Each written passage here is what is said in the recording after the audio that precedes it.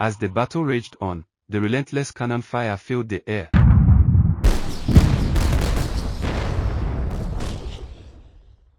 For example, your lungs take in oxygen.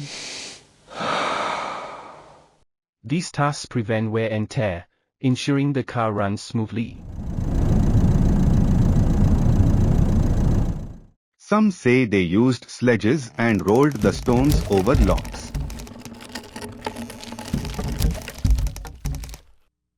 In the reactor, uranium or plutonium atoms are split, releasing a significant amount of energy. This energy is used to heat water, producing steam.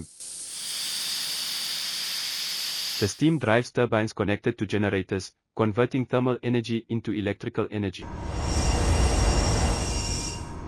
Think of your heart pumping blood. Together, they help us understand how our bodies are built and how they function. The vibrant green foliage surrounds you. The ground beneath your feet is soft and slightly damp. Occasionally, you hear the distant call of a howler monkey.